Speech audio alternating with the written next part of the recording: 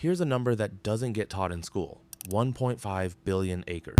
That's roughly how much land changed hands from native nations to the United States government through nearly 400 treaties. The US broke or violated almost every single one of them. So the real question isn't just how America was built, it's what and who exactly it was built on top of. In this video, we will talk about how a chain of land deals, broken promises, and quiet economic engineering turned indigenous homelands into the foundation of a global superpower, and why that story isn't finished yet.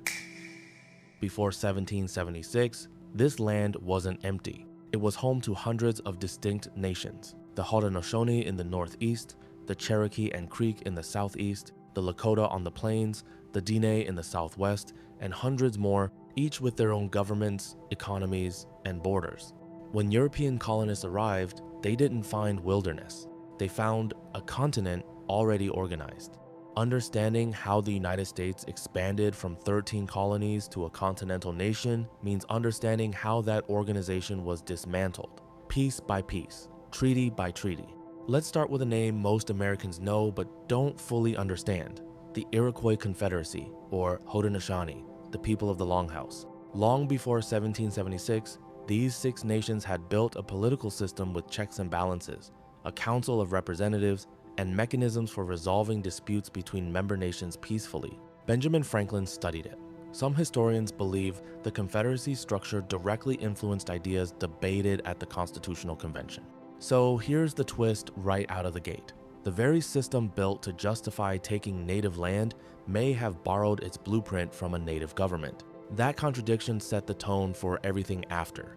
The new United States needed land for farms, for settlers, for its economy to grow.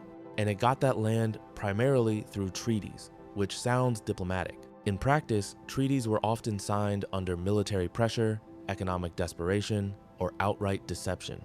Take the Treaty of Fort Stanwix in 1784, for example.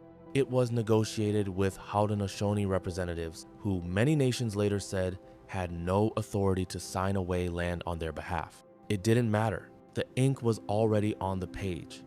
By the early 1800s, this pattern had a name and a system behind it: the civilization policy, followed by outright removal. President Andrew Jackson pushed the Indian Removal Act of 1830, which forced tens of thousands of people from the Cherokee, Creek, Choctaw, Chickasaw, and Seminole nations off ancestral land in the southeast. The Cherokee Nation had actually adopted a written constitution, built schools, and even won their case at the US Supreme Court. In 1832, the government was ordered to respect their sovereignty, but Jackson ignored the ruling. Roughly 4,000 Cherokee people died on the forced march west, a journey that became known as the Trail of Tears. Here's the part that surprises people. This wasn't chaos, it was infrastructure. The land freed up by removal was auctioned, surveyed, and sold to settlers and land speculators, some of whom became wealthy almost overnight. Entire state economies in the American South were essentially seeded by native land turned into cotton plantations, worked by enslaved people. 2 systems of American exploitation, land dispossession, and slavery weren't separate stories. They were financially intertwined. Move west, and the pattern repeats with a different tool: the railroad. After the Civil War, the US government needed to connect the coasts. Railroad companies received massive land grants, land that ran directly through Lakota, Cheyenne, and other Plains nations' territory, much of it guaranteed by treaty just years earlier, including the 1868 Fort Laramie Treaty, which recognized the Black Hills as Lakota land forever. Then gold was found there in 1874. Forever lasted 6 years. The US seized the Black Hills anyway, in direct violation of its own treaty. In 1980, more than a century later, the US Supreme Court actually agreed the seizure was illegal and ordered financial compensation. The Lakota Nation refused the money.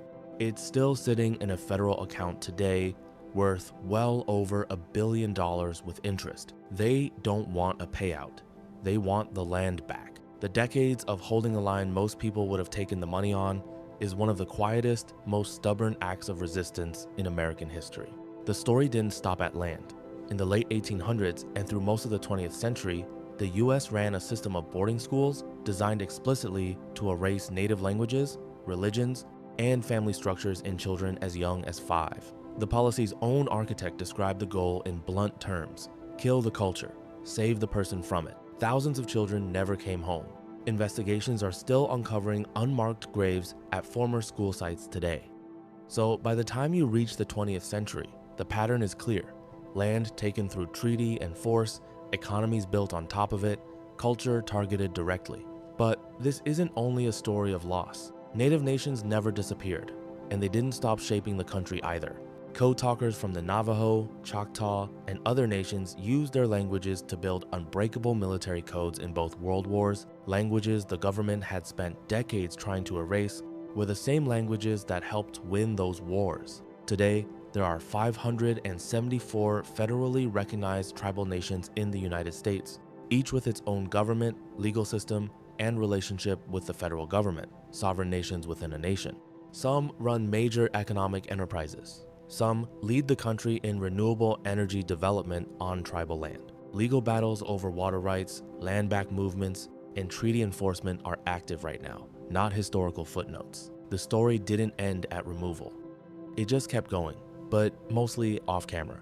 Now let's go back to that number from the opening. 1.5 billion acres moved through treaties the United States mostly didn't honor. That's not a footnote to American history. It's the foundation underneath it. The land, the farms, cities, and railroads were built on. The United States wasn't built in an empty space. It was built on top of hundreds of nations that are, in many cases, still here, still governing, still fighting for what those treaties actually promised.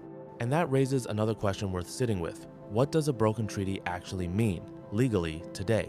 Because in a few specific, surprising cases, courts have started answering that question in ways nobody expected.